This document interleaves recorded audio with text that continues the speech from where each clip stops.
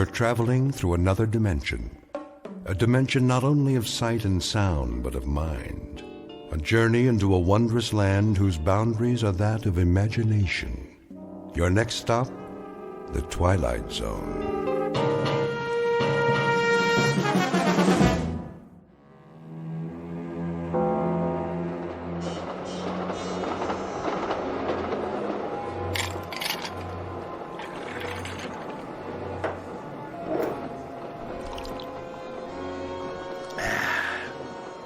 Sure make a smooth whiskey sour on this train. Another one, sir? Sure, make it a double. Coming right up. And you, sir? No thanks. Very good. What's the matter, Olson? You on the wagon? We're not supposed to drink on duty. Are we on duty? Till the shipment gets to Fort Knox, we are. Oh, what do we do in the meantime? Guard it. That's the general idea. What's the guard? Gold's locked in the freight car and we're in the middle of the desert. Time to take a nap. You never know.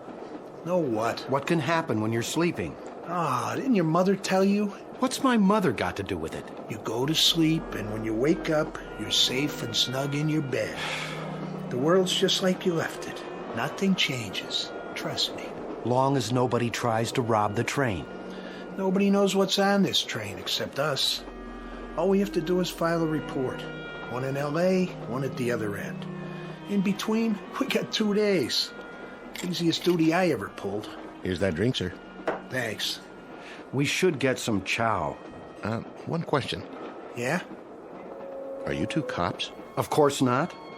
Well, that bulge under your coat, are you packing heat? Well, if you really want to know, I'm Special Agent Martin. And this is my prisoner, Mr. Olson. I'm transporting him across country to Leavenworth. So that's why he doesn't get a drink. But why does he have the bulge under his coat? Cell phone.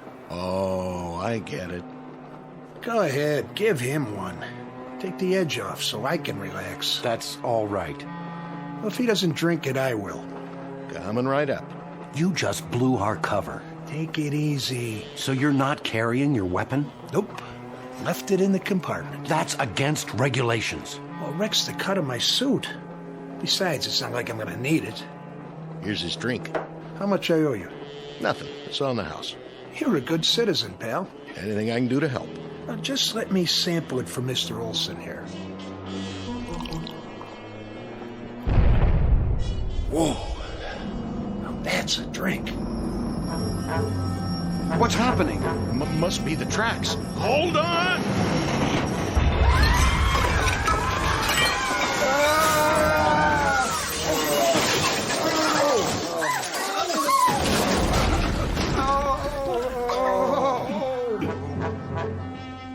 Olson, you okay?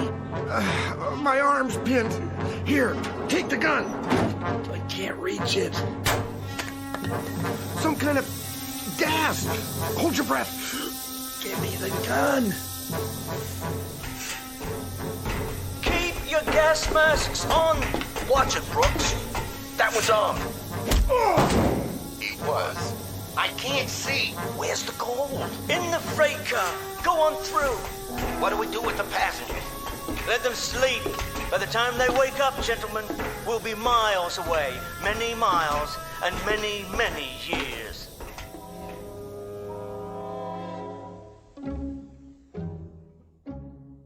Exit 2 hapless federal agents and enter 4 experts in the questionable art of crime.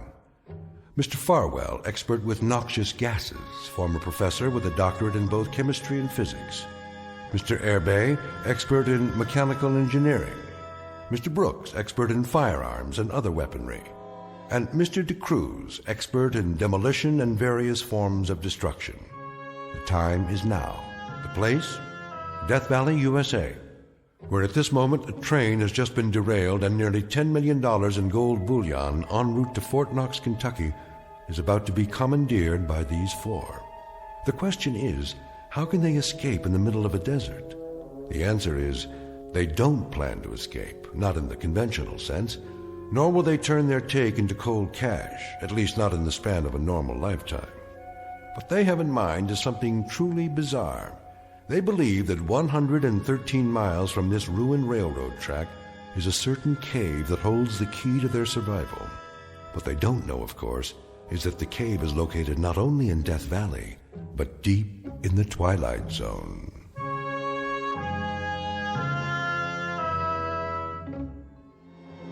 And now, back to the Twilight Zone and The Rip Van Winkle Caper, starring Tim Kazurinsky, with Stacy Keach as your narrator.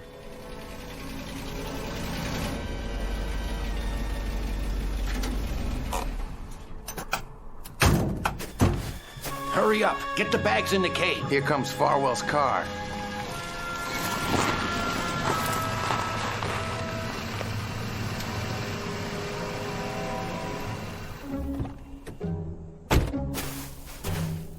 Clockwork, gentlemen.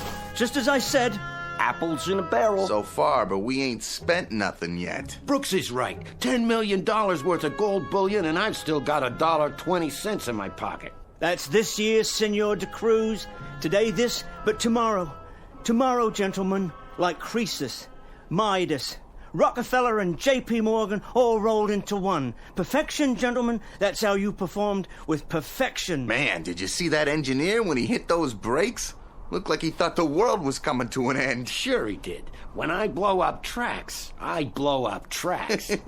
Point out a foundry for me, de Cruz. I'll forge a metal for you.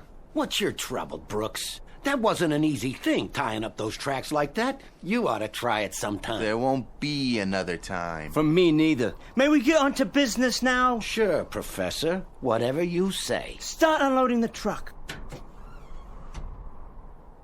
Well, aren't you a heavy little thing? All shiny and pretty.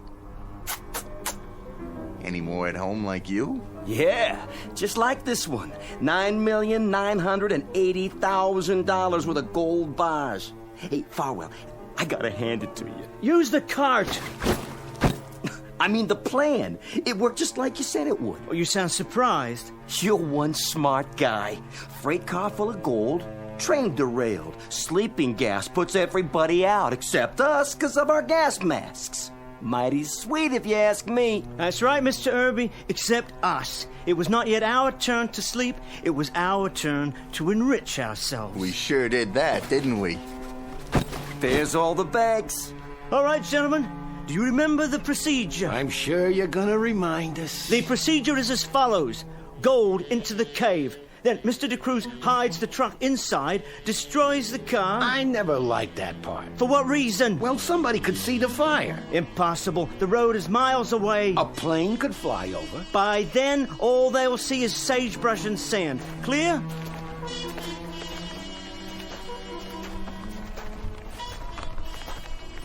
Man, I wouldn't have even seen a cave if I didn't know it was there. If you didn't tell us where it was. No one would. That's because it's perfectly camouflaged. The opening fitted with a reinforced door, and the door designed to match the cliff face. And now? I better give you a hand, Professor. Yeah, let me do it. Oh, all right. Open sesame!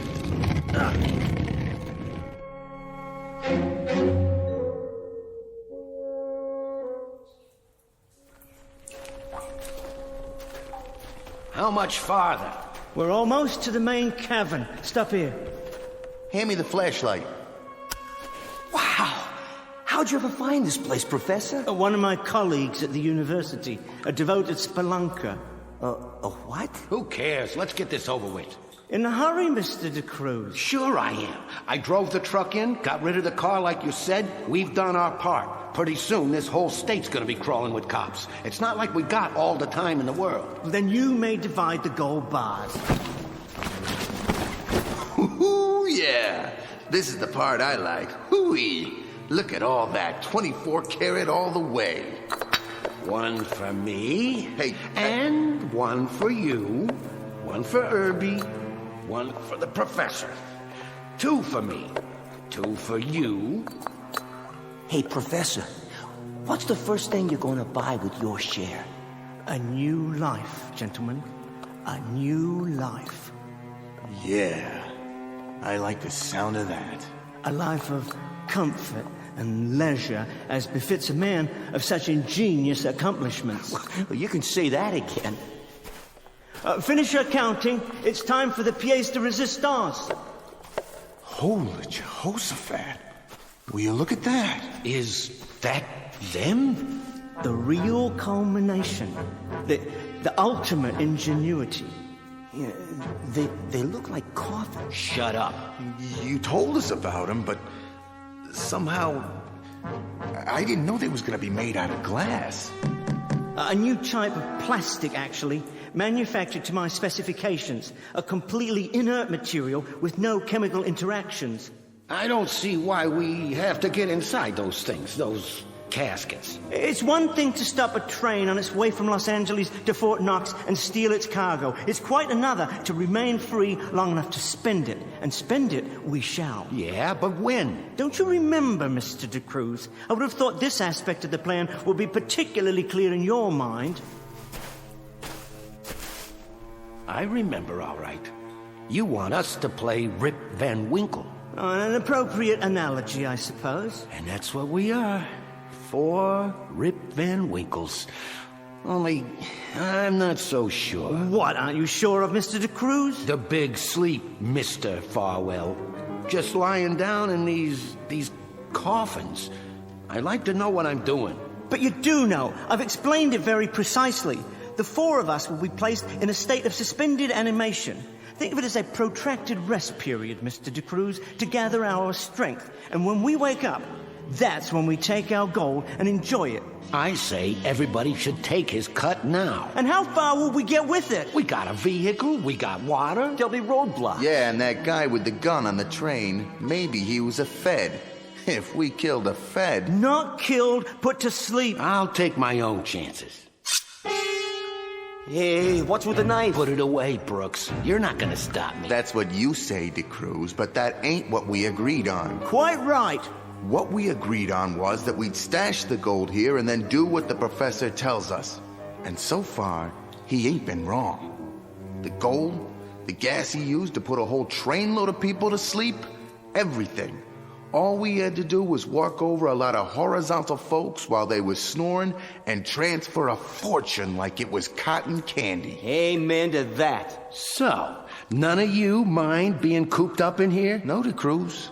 None of us mind. How long, Farwell? When we each push the button inside and the gas comes out and this suspended animation thing takes over. How long? How long? I don't know exactly. I can only surmise. I would say that we would all wake up within 1 hour of each other, no longer. When? I would say approximately 100 years from today's date. 100 years, gentlemen, and we shall walk the earth again as rich men, however, as extremely rich men. 100 years. Just like Rip Van Winkle. And when we wake up, no one living will remember who we are and what we did today, except the 4 of us. We will remember and rejoice in our reward. What's that? The wind, gentlemen. The wind, obliterating the last traces of our existence.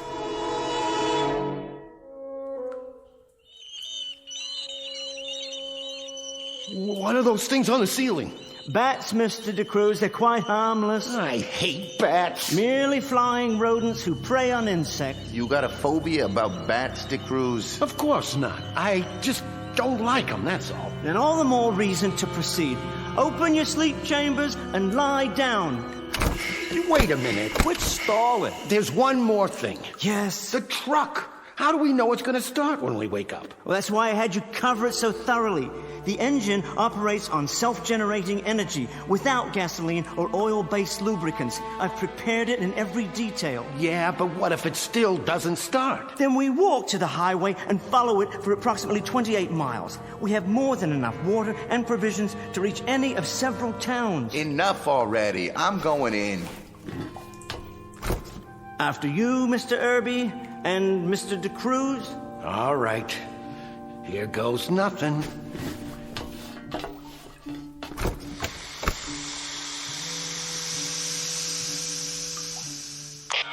Gentlemen, we are now hermetically sealed. First of all, I want to know if you can all hear me. I hear you. Mr. Irby? Check. Loud and clear. Then the microphones are operating perfectly. Now what? Now I'm going to give you the exact sequence. First, check the airlock gauge located to your right. See it? You mean the dial? The red arrow should be pointing towards closed and locked. Once it is, you're to count to 10 very slowly. When you come to the end of the count, reach up with your left hand to the shelf just above your head. There's a small green button there. I see it. You're to press this button. When that's done, you'll hear another hissing sound. That will be the gas being measured into the enclosures. Ready over here. Next, take 3 shallow breaths, followed by a long, deep one. After a moment, you'll begin to experience a heavy, drowsy feeling. Don't fight this. Just continue to breathe regularly and try to remain as still as possible. Now, begin to count, and on 10, release the gas. You shouldn't mind it. It's quite odorless. Good night, gentlemen. Pleasant dreams and a good sleep. I'll see you in the next century.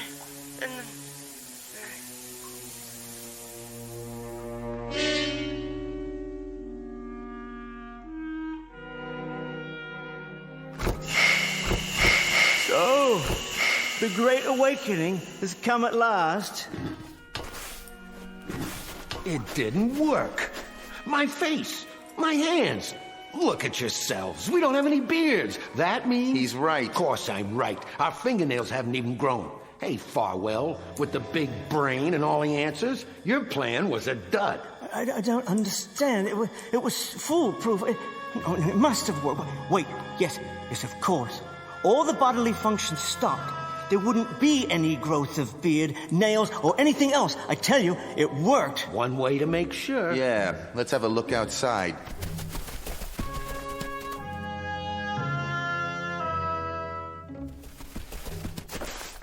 Put your backs into it.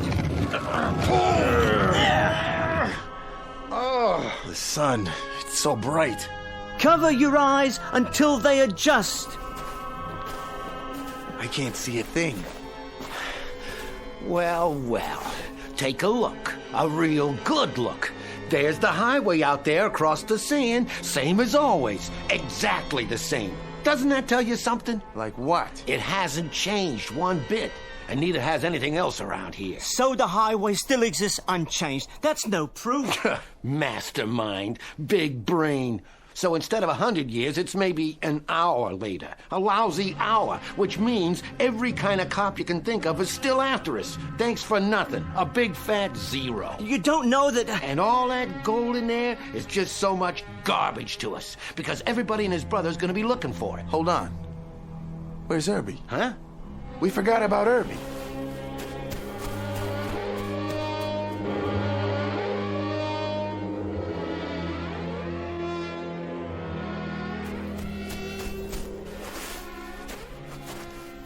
No. I don't believe it. His case. It's cracked. The air got in. And the gas escaped. And all because of this rock. I thought you said it was a special plastic. Well, the rock must have fallen from high overhead. It was those bats knocked it loose. So it's high enough to cause a hairline crack in the structure. Yeah, here, look. Just at the edge of the frame. Poor Mr. Irby. He has proven my point, however. A dramatic example, but nonetheless, he has most definitely proven my point. He sure did. There's nothing left inside but bones. There's his wristwatch, his ring. On a skeleton. Hey, Farwell, how long would it take for this to happen to his body? Autopsies are not my field of expertise, but it would take years, especially in this climate. The odds are, Mr. De Cruz, that we are now, indeed, in another century. Just like the plan. So, what's the next step? We get the gold in the truck and we take it to the first city we come to. And we either find a fence or we melt it down. That's the deal, isn't it?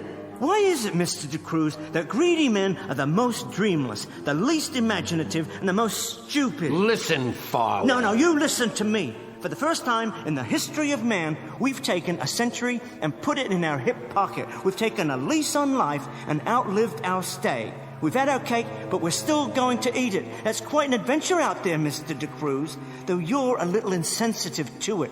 quite a splendid adventure, a world we've never seen before. A brand new, exciting world that we're about to walk through. Only this time with money. That's right. With 10 million bucks worth of gold. That's how we're gonna walk through it. Of course. The only thing left to wonder about is, what kind of world?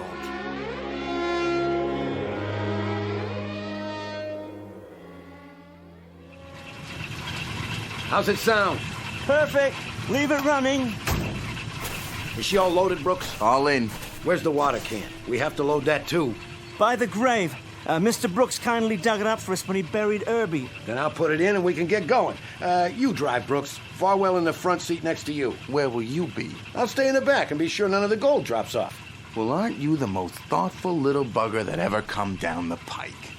You stay in the back and watch the gold, huh? Yeah. I wouldn't trust you with the gold if it was a filling in your mother's own tooth. No, buddy boy, no. You drive, I'll ride in the back. Soon as I get the water can.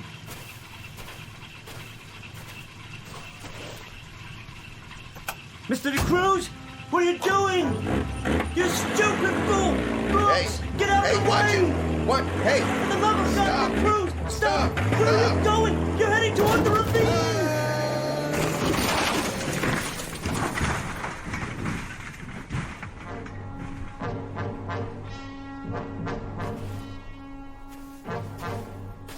DeCruz? But I don't understand. I saw you drive over the edge. You didn't see me jump out the other side before it went over. I also see that Mr. Brooks had an accident. Is that what you'd call it? Yeah, a fatal one. Don't know how that could have happened. Guess the truck ran over him. Those brakes, they must have been bad. A man's got to keep his eyes open out here. He should have got out of the way. Yes, he certainly should have. And I'm sure he would have if you'd given him the chance. Well, the upside is, I guess there's more gold now for the two of us, you and me.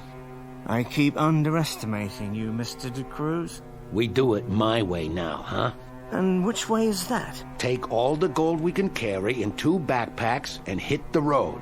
I suppose. I can't think of any other alternative at the moment. You know, I sure can't either. The obvious, the simple, idiotic, ridiculously obvious. Look, even if you hadn't wrecked it... What? The license plates are 100 years old. We would have been picked up the moment we hit the highway. Yeah, that's right. So load up what we can. It's going to be a very warm walk. Very warm. You could always wait here till I come back for you. No, you're quite right, Mr. DeCruz. Your point is well taken. I suggest we hit the road.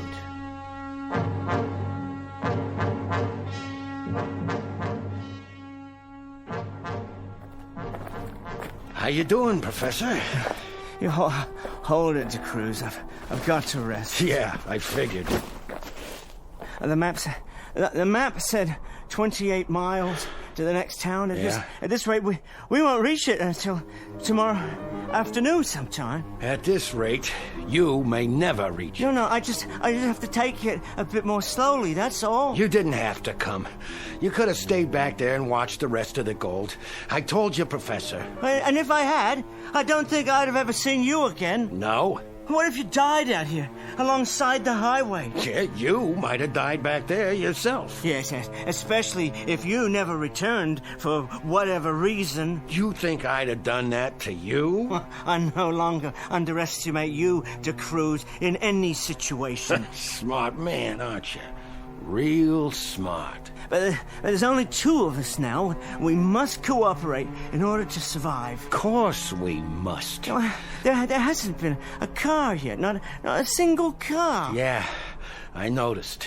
Oh, I hadn't thought of that. I hadn't thought of it at all. What? Just like the license plates. What thought of what? What, the people don't drive cars anymore? Well, then how would they move from one place to another? On horseback? It's possible.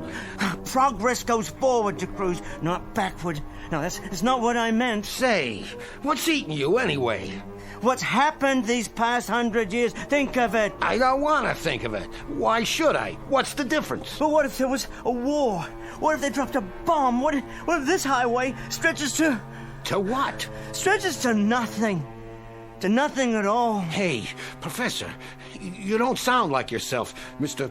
Big-time plans. that don't sound like you at all. Maybe there isn't any town up ahead. Hey, knock it off, Farwell. Maybe there aren't any people. I told you to knock it off. You're a frightened little man, aren't you, Mr. De Cruz? You've always been a frightened little man. I said... It's because you're so greedy. You have no appreciation of irony, none at all. And wouldn't that be the irony of all ironies? To walk until our hearts burst, carrying all this gold. Yeah? Take a gander at that. What are you babbling about? That's a plane. Hey, look down here. It's merely a silver speck in the sky. It could be a flying craft of some sort, but of course the pilot didn't see us. If it had a pilot, a satellite perhaps, passing over... That was no satellite. I saw it, Farwell, and that's all I need to know. It's a sign. A sign of what? The world's still out there. Sure it is. And that means there's a city up ahead. We're gonna make it, buddy. We're gonna make it after all. Come on, let's keep moving. Water first. Sure, water. Well, what are you looking at? You got your own canteen. Yeah, of course I do, yeah. Hey, take it easy, Professor. Better make it last. That's all we got now. 2 canteens. We'll ration it. Yeah, sure we will. I figured it's just about enough to get us where we're going. All the way back to civilization. Just like you said, Professor. Just like you always said.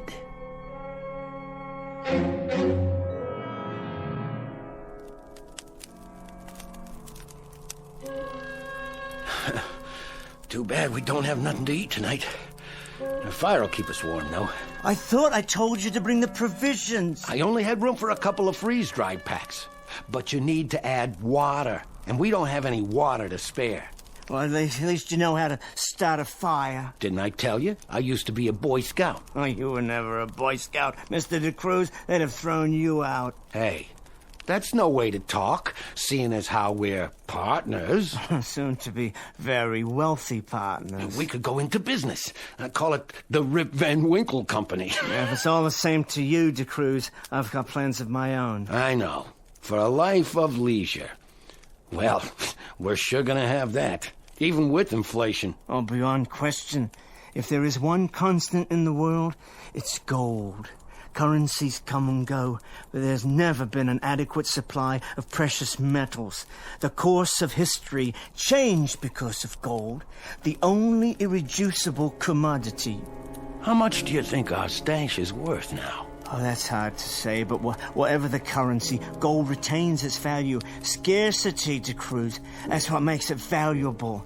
And there's never been enough to satisfy human greed. We better get some shut-eye. Yes. Funny, I'm not even sleepy.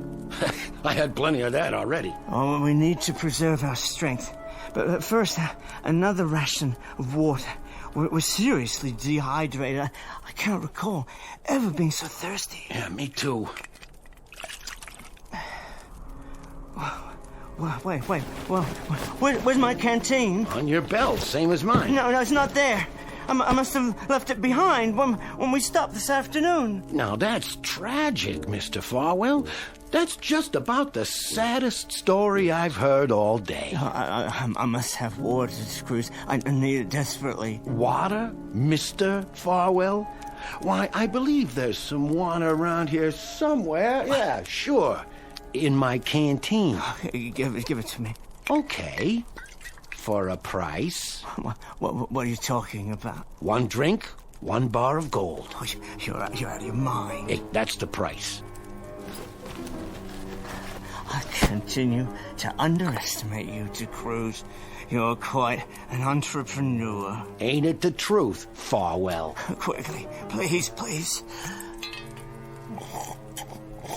That's enough. Wait, I'm not finished. 1 drink, 1 bar of gold. That's the going rate today. It may go up tomorrow. I haven't checked the market. But for tonight, it's 1 for 1.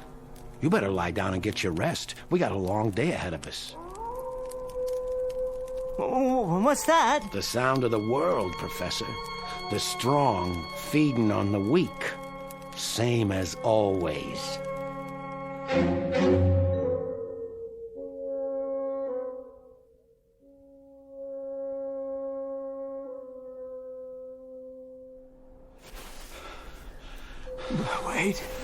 Wait.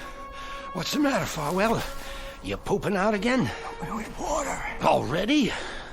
You had a good night's sleep, and we only been on the road a few hours. I can't go on without water. You ain't even carrying that much weight. I got most of it in my pack now. You're getting old, Farwell. Be a shame if you didn't make it to the next town so you can enjoy your share. What's left of it. Please. Hey, look up in the sky. What? You know what that is? It's buzzards. Getting closer. Pretty hungry, I'd say. I must have water. Sure. I got about a quarter of a canteen left. You sadist.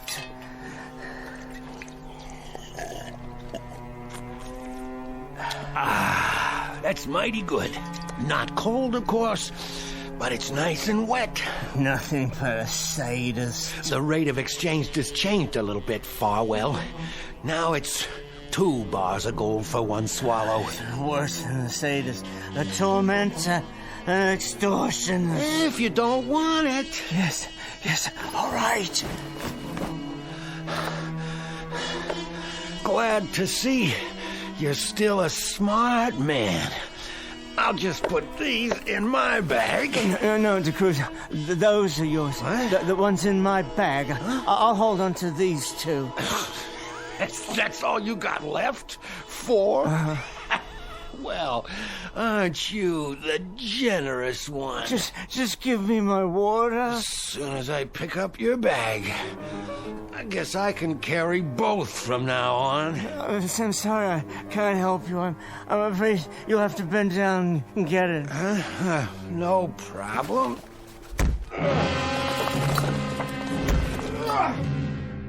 No problem at all.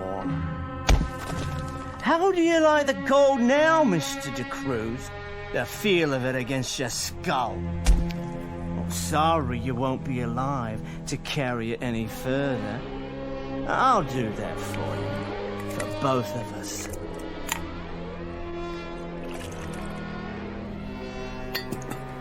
And now, time to go. According to the map, less than 1 more mile. Not too heavy. I'll come back for them. Now, only what I can lift. 2 miserable bars. One, but still worth a small fortune.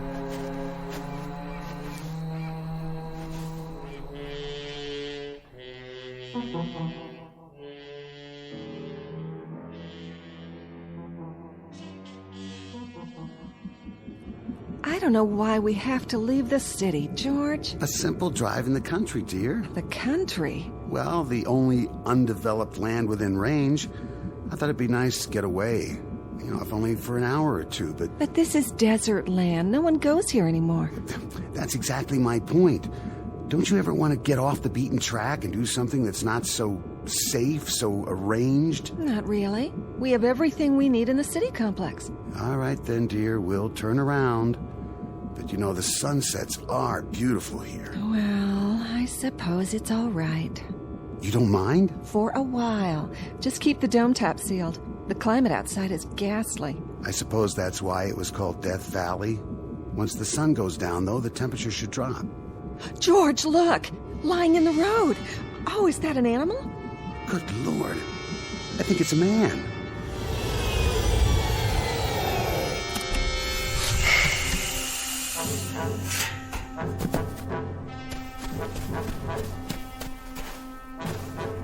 Hey, buddy, are you... Mister...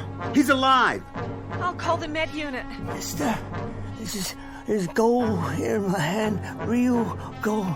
I'll give it to you if you drive me into town. Sure, fella.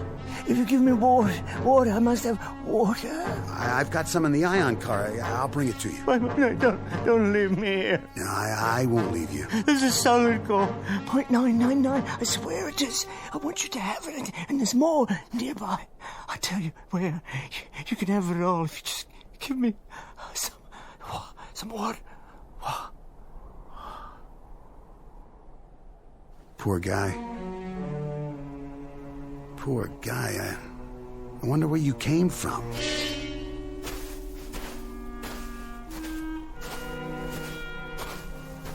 Who is it, George? What's the matter with him? Some old tramp. That's who he was. Oh. Did you call the med unit? Yes. Oh, then they'll pick him up. No, shouldn't we wait? And no reason to. They can take our statement over the Tri-Vid. What's that? Gold. That's what he said it was. He wanted to give it to me in exchange for a ride into town. Gold? What in the world was he doing with gold? Oh, I don't know, off his rocker. I guess anybody walking in the desert would be. Can you imagine? He offered that as if it were worth something. Well, it was worth something once, wasn't it? Didn't people use gold as money?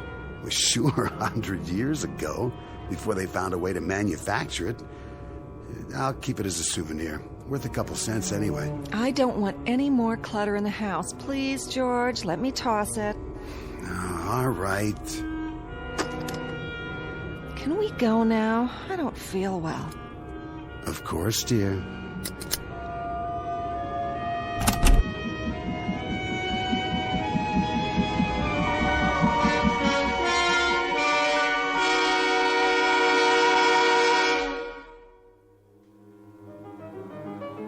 Final scene. Final act for 4 Rip Van Winkles, whose lives were a protracted cheat and who ultimately had to die in precisely the same way they lived, chasing an idol across the hot, yielding sand of a miserable, valueless, and preordained life. Messrs. Farwell, Urbay, Brooks, and De Cruz, now bleached dry in the hot sun, and just as worthless as the gold bullion they built a shrine to. A lesson to remember in the Twilight Zone.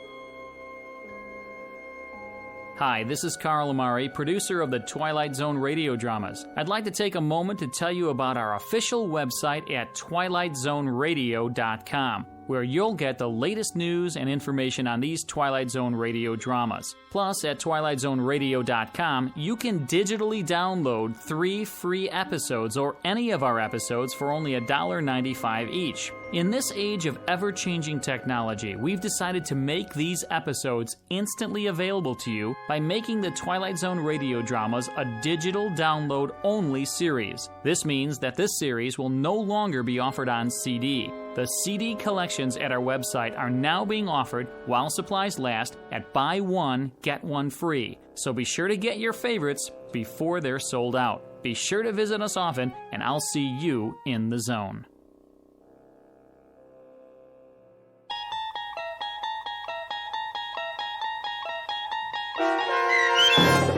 The Rip Van Winkle Caper, starring Tim Kazurinsky, with Stacy Keach as your narrator, was adapted for radio by Dennis Etchison and based on a script by Rod Serling. Heard in the cast were Richard Hensel, Doug James, Peter DeFaria, Roderick Peoples, Norm Woodell, Meg Thalken, and Turk Muller.